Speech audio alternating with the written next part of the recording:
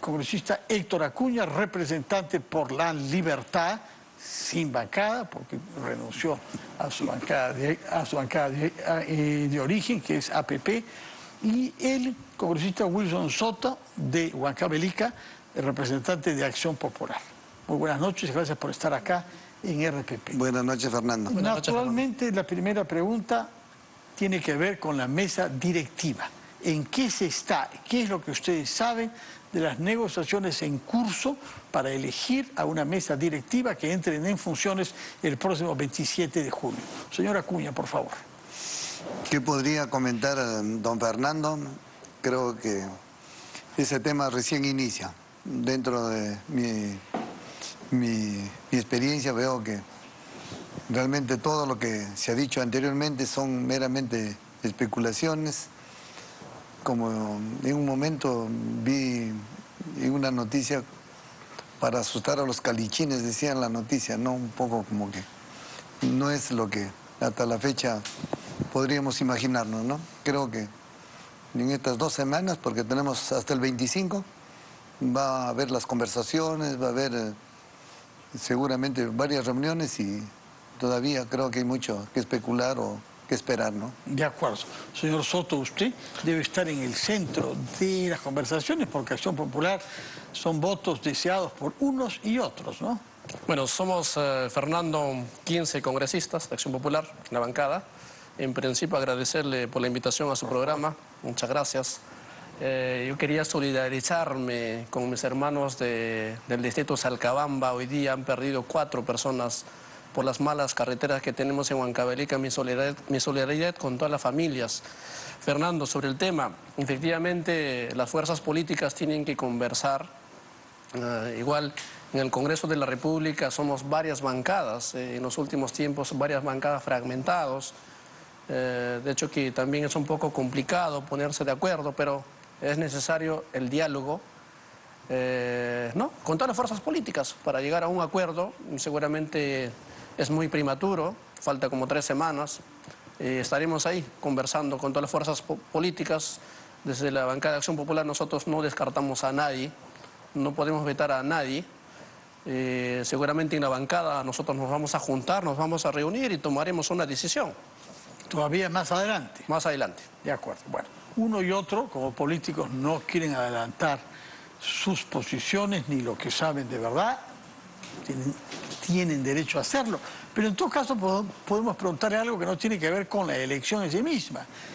¿Qué objetivos deben cumplirse para que la mesa directiva que asuma funciones el 27 de julio mejore la imagen del Congreso? ¿Qué le parece que deben ser los criterios básicos? ¿En base a qué criterios determinaría usted su voto, señora Acuña? Creo que un punto importante es generar la unidad, porque se ha visto que realmente el mismo Congreso está un poco resquebrajado porque el trato no ha sido igual para todos. Siempre se ha visto que realmente los que están más cerca a la mesa directiva son los que más se han beneficiado, mientras que los que estamos realmente más lejos hemos tenido que luchar para que salgan nuestros proyectos. No ha sido fácil y creo que eso influye mucho, ¿no? Y por otro lado, un aspecto muy importante es la transparencia, que no se ha dado. Nosotros nos hemos enterado bastante lo que sucede en el Congreso por los medios de comunicación. Los medios de comunicación son los que nos han informado de muchos sucesos que alarmó a la sociedad y que nosotros como congresistas recién nos enteramos, ¿no? Del buffet, de algunas contrataciones. Ya realmente es el momento de transparentar y que sea el Congreso el que dé el ejemplo, ¿no? Señor Soto, usted, ¿cuáles son los criterios que quisiera que se tomen en cuenta para constituir la mesa directiva? Bueno, para mí el próximo presidente o presidenta debe ser una persona que genere consenso, debe ser una persona que genere diálogo con todas las fuerzas políticas, como dice aquí mi colega Héctor, no solamente para un sector, sino al contrario, El presidente del Congreso tiene que ser el presidente de los 130 congresistas.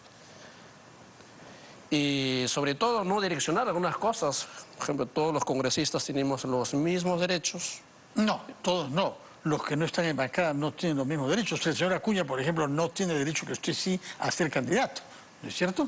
Pero igual, él puede presentar las iniciativas legislativas. Eso sí, eso sí. Pero no puede presidir comisiones y no puede ser miembro de la mesa directiva. Bueno, hay algunas restricciones también. Sí. Entonces eso es natural. Pero también el próximo presidente o presidenta tiene que defender la institucionalidad del Parlamento. Porque hay algunos parlamentarios también, no voy a decir nombres, salen hablando mal del Congreso, de donde son parte.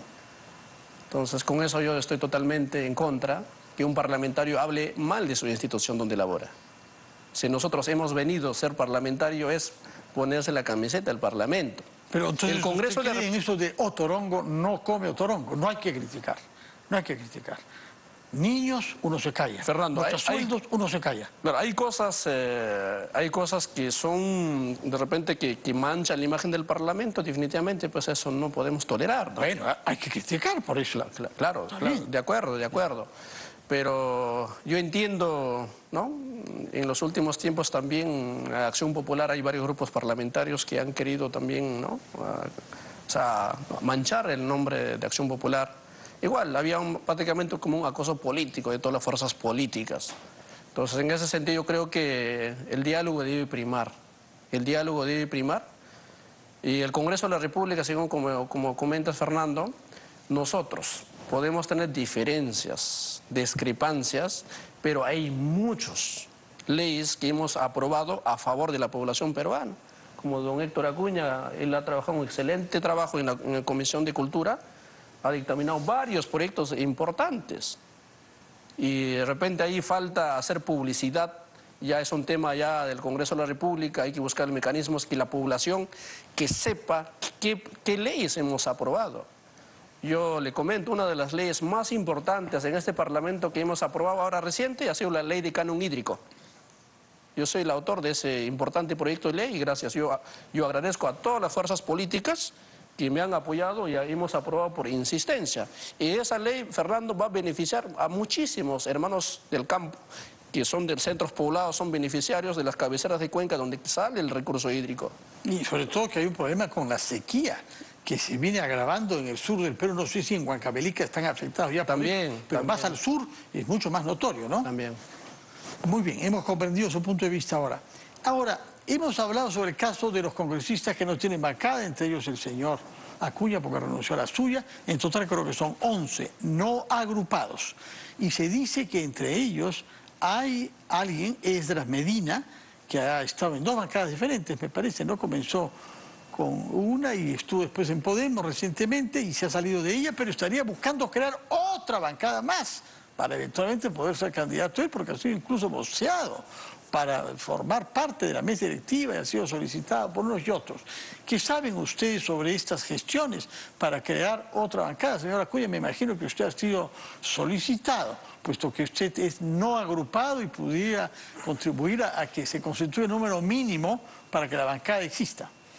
Bueno, lo cierto, don Fernando, es que ahora que ya se acercan las elecciones de la mesa directiva, creo que todos los congresistas aspiramos a tener de alguna forma una comisión, estar también, ¿por qué no buscar representar al Congreso en diferentes niveles, ¿no? Y bajo esa premisa es que los no agrupados, una opción es buscar una bancada, es natural. La otra opción es que en un momento también uno pueda acercarse o pueda de alguna forma conciliar con bancadas ya existentes y a través de estas bancadas poder...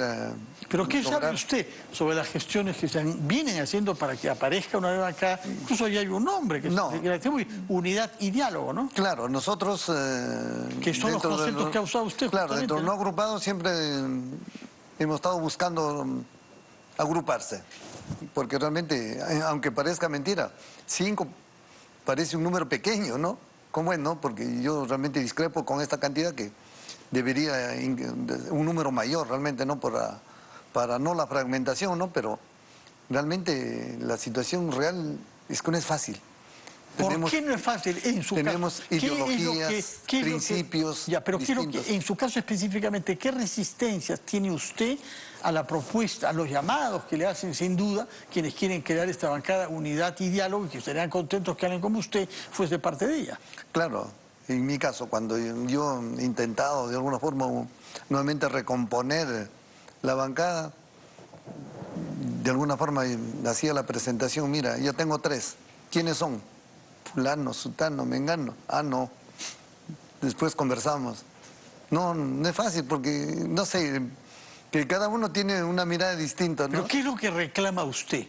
No es para casarse, y para toda la vida, es para estar 3 años. Lo que pasa, don Fernando, es que no todos tenemos una mirada despojada del egoísmo, despojada de intereses personales. En mi caso, siempre la mirada ha sido pensar en el bien común, pensar en que realmente lo que me inspira es servir. Pero cuando uno ve que muchas veces hay colegas que piensan usarlo a uno, se equivocan, ¿no? O sea, por el momento no está dispuesto a decir el sí a quienes lo están solicitando para miembro. Sí. ¿Qué sabe usted sobre las aspiraciones de Esdras Medina? Bueno, Fernando, de hecho que igual un parlamentario tiene naturalmente aspiración, ¿no? De repente presidir la mesa o aspirar a una comisión ordinaria, pero yo sí no estoy de acuerdo para que se creen más bancadas, porque es un poco complicado cuando a mayor bancada hay muchos, muchos como que no puedes consensuar. Entonces yo creo que ingresamos nosotros ya como 5 partidos políticos y ahí se ha fragmentado más, ¿no? Entonces en esa parte yo no estoy tan de acuerdo, no soy partidario que en Congreso de la República se crean más bancadas. De acuerdo. Ahora bien, vamos a hablar sobre algunos temas que han dado lugar a debates en los últimos tiempos. Quizás el que más es la ley que ustedes han aprobado, que modifica el plazo y otros detalles de la figura del colaborador eficaz. Su opinión sobre este tema y sobre el debate que ha habido en las últimas semanas. Hago notar que el congresista Jorge Montoya, de la misma manera que Jaime Quito, que es una orientación bien diferente, han dicho que se podría hacer correcciones a las limitaciones impuestas por esa ley, mientras que la ex fiscal Gladys Echaíz sostiene que los nuevos plazos corresponden al tiempo razonable. ¿Cuál es su opinión después de haber oído todo lo que ha oído sobre la colaboración eficaz?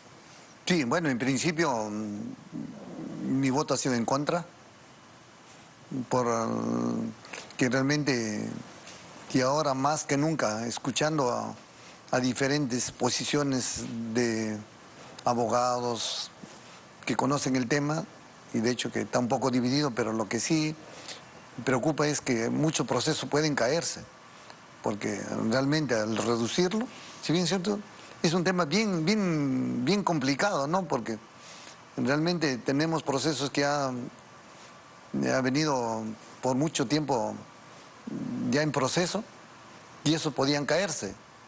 Y ahora queriendo reducir los plazos es el peligro, ¿no? Por eso que y creo que en este momento no conviene reducirlo, conviene actuar por un principio de razonabilidad, ¿no? Mejor pecar por exceso que por defecto, porque de lo contrario, procesos importantes se caen y al final, ¿quién pierde? Pierde el país. Pierde la lucha contra la corrupción, ¿no? Y son procesos grandes, ¿no? Eso es mi Señor forma de pensar, Soto, ¿no? usted es abogado. Denos su opinión sobre esta ley. Usted votó a favor con la mayor parte de los compañeros de su bancada, ¿no? Bueno, Fernando, sobre el punto, ¿no? Debemos primero entender que los procesos en el Perú son demasiado largos y engorrosos, perjudicando muchas veces injustamente la inocencia de las personas. En otros países, como en Brasil, la justicia demora mucho menos que aquí en comparación con nuestro país. Pero es que no dependían del Perú. Nosotros lamentablemente necesitamos de ellos para tener muchas informaciones. Claro, Parte de la demora es ir allá para investigar allá y pedir a los jueces y fiscales brasileños que nos acepten allá. O sea, hay que también reconocer eso, ¿no? Por otra parte, Fernando, yo estoy de acuerdo debemos fortalecer a las instituciones tanto como Ministerio Público y Poder Judicial, dotando con presupuestos adecuados para que ellos tengan un adecuado funcionamiento. Yo pensando en ellos he presentado también el proyecto de ley 2889 y el proyecto de ley 2959, el Poder Ejecutivo que dote presupuesto adecuado para esos sectores, tanto al Ministerio Público y Poder Judicial, cosa que ellos también para que no tengan en el camino ningún inconveniente. Entonces, si bien es cierto sobre la pregunta, nosotros en el último pleno hay 84 congresistas votaron a favor, 27 votos en contra y 3 abstenciones. Eso fue... Sí, pero ahora, una vez que ha visto todo el debate y los pronunciamientos sobre especialistas y la actitud misma del gobierno, ha visto que ha habido un malestar frente a esa ley, ¿no? Seguramente va a haber discrepancias, pero el Parlamento por su gran mayoría aprobó esa norma. Sí, pero lo que pasa es que ya hemos visto en otros casos que han aprobado y que han habido luego rectificaciones. Creo que algunos colegas tuyos ya están diciendo, como el señor Montoya mismo, porque es cierto que los plazos largos perjudican, pero más perjudica que se deba dejar de lado a algunos procedimientos porque no hay el tiempo suficiente. Es decir, firmar un acuerdo con un colaborador eficaz requiere muchas corroboraciones, en algunos casos justamente en el... Pero muchas veces también hay colaboradores eficaces que solamente manchan honras de las personas. En este caso, por ejemplo, en Acción Popular, la señora Carilyn López ha señalado su puesto, dicho, y nunca la señora vino al Parlamento, a la Subcomisión de Acusaciones Constitucionales, nunca ha ido supuestamente para corroborar esa información que ella ha dado. Y muchas veces los congresistas de Acción Popular han sido todos los días un blanco de ataques. Entonces en esa parte también yo creo que yo coincido con la señora Gladys Echaíz, que ella es ex fiscal de la Nación. Pero se da cuenta que si usted invoca los daños que han recibido ustedes, está votando en función de sus intereses de grupo. No, eso es lo que me ha dicho. En absoluto. Nos han atacado de manera que no quiero que personas como Karen López puedan ser colaboradores. Yo como parlamentario, Fernando, trato de ser un congresista objetivo. Sí. Yo soy integrante en la Comisión de Constitución, también integrante en la Comisión de Justicia. Y si bien es cierto, la justicia aquí en el Perú demora muchísimo. Y para eso, para que un correcto funcionamiento, tenemos que fortalecer tanto el Ministerio Público y Poder Judicial para que cumplan su papel fundamental. Sí. Entonces usted, si es que hubiera un voto, votaría otra vez a favor de la reducción del plazo o del establecimiento de un plazo de 8 meses en principio. Yo soy un congresista que nunca cambio mi opinión de un día para el otro. O sea, no, pero no es de un día para el otro, es después de un debate en donde hay varios actores y varios especialistas. No es de un día para el otro. Bueno, ahí hay opiniones a favor y en contra, ¿no? Sí. Se entiende también la discrepancia. Pero lo cierto es que ya se ha anunciado realmente, ¿no?, de que lo van a observar esta autógrafa, ¿no? Porque realmente hay varias personalidades de la ley que ya han visto que realmente es un gran problema que nos puede causar, ¿no? No se ha pronunciado todavía el gobierno de una manera clara sobre el procedimiento, lo que sí está hasta el momento evaluando.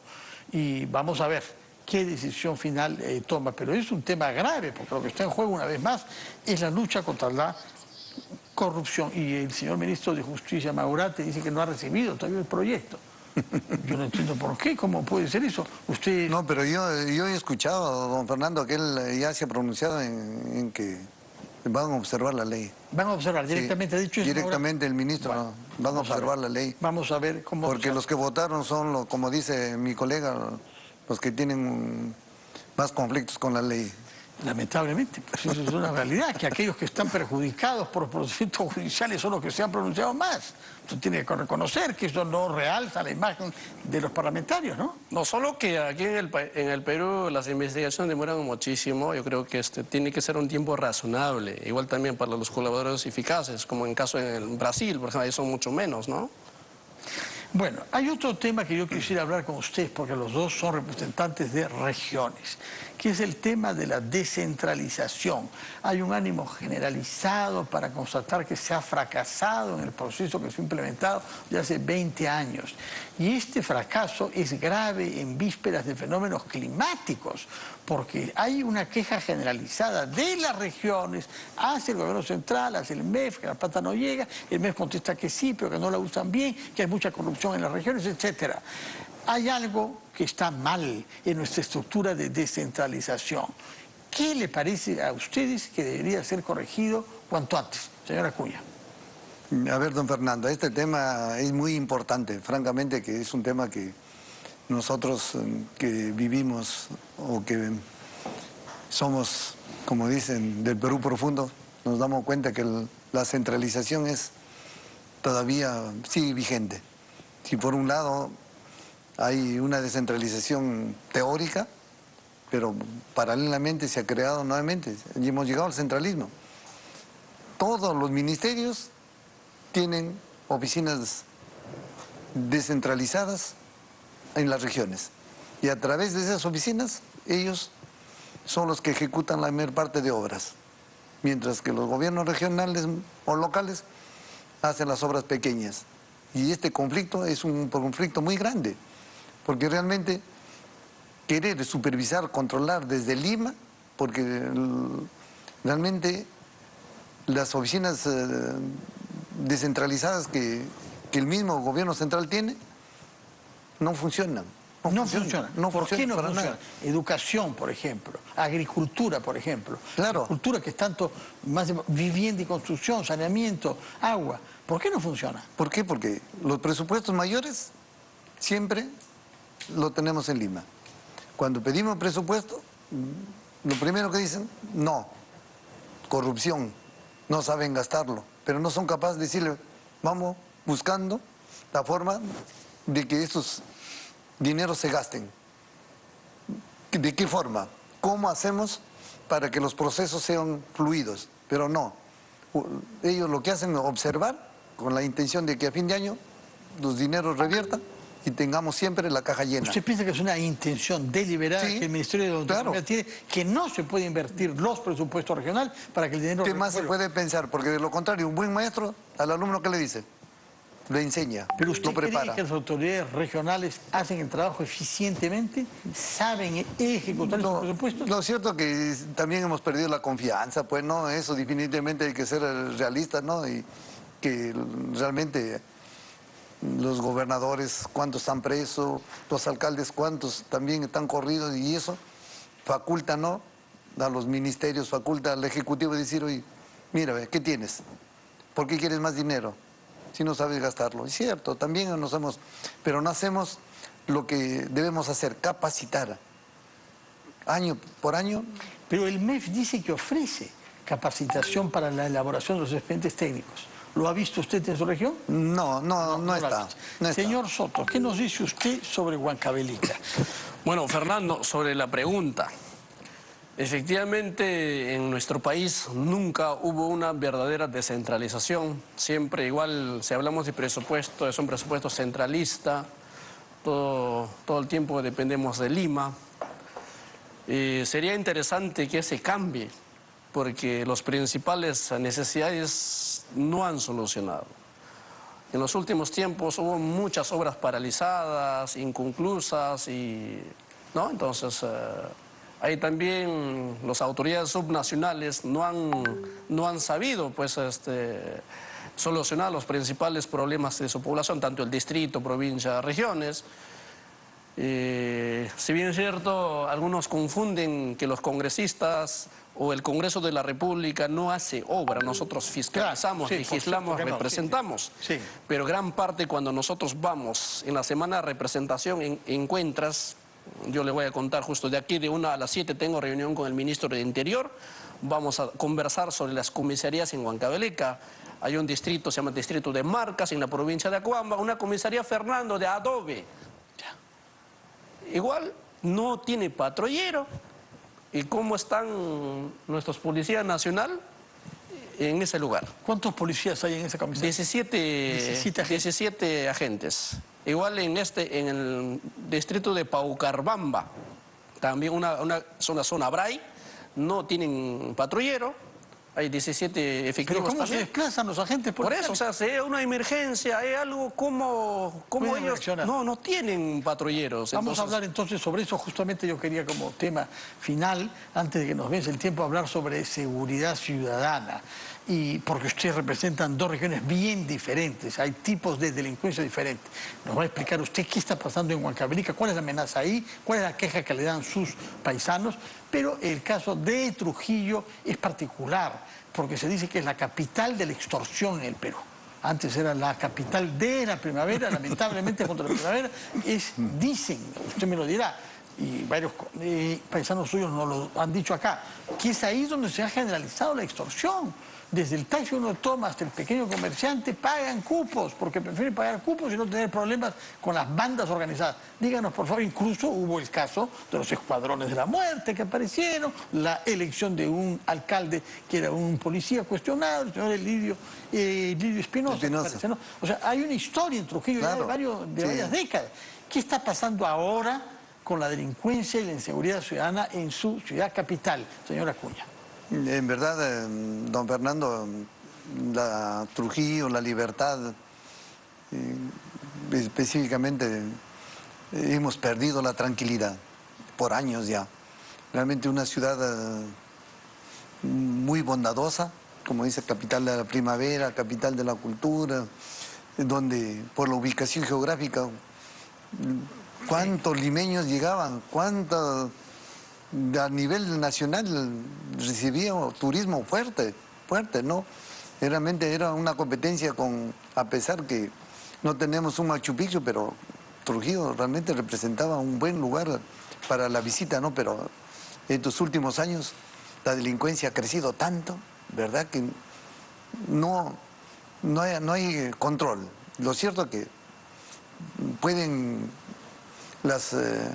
los generales, los representantes de la policía pueden mostrar cuántas cosas ellos han logrado, pero es poco. ¿Qué se ha logrado? Comparación. ¿En qué ha habido progreso?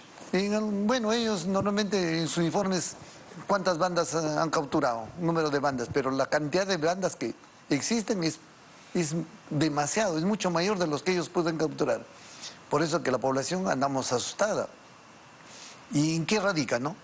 Que tan solo muchas veces pensamos en una declaratoria de emergencia, que esa declaratoria de emergencia muchas veces venimos, lo luchamos, estamos atrás de las autoridades del centralismo, ¿no?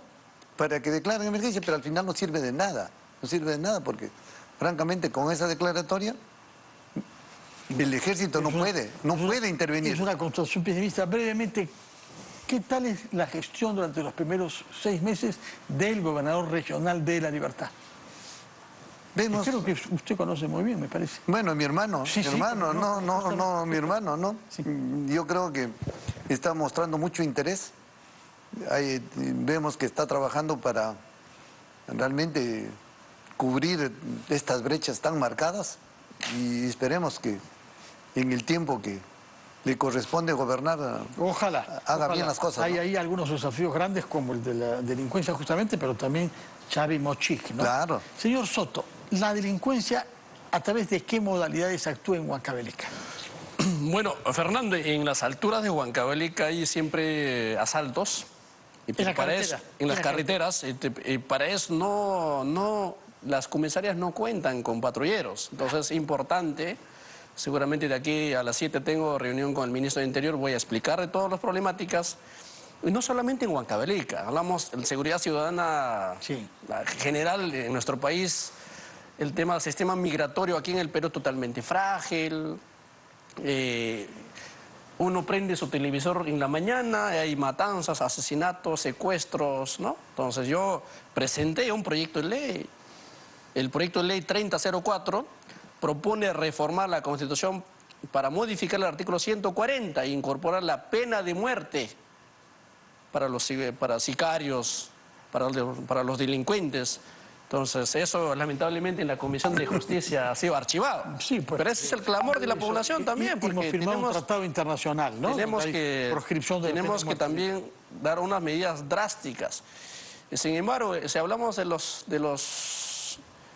cárceles, también en los cárceles no tenemos, hay muchos delincuentes en los cárceles, pero están donde hablan por sobrepoblados. teléfono con toda libertad. Hemos presentado un proyecto. proyecto de ley, Fernando, también el proyecto de ley 5232, y proponen declarar de necesidad pública e interés nacional la reconstrucción del establecimiento penitenciario del Frontón para albergar delincuentes de alta peligrosidad. Estoy seguro y la próxima me van a invitar a sustentar, ahí estaré defendiendo yo si es que avanza este en el importante Congreso, proyecto si de es que ley. Frantón va a renacer, lo invitaremos para hablar de eso. En todo caso, muchas gracias por haber estado acá, muchas gracias por haber hablado sobre los temas parlamentarios, pero también sobre temas institucionales del país, como la descentralización y la lucha contra la delincuencia.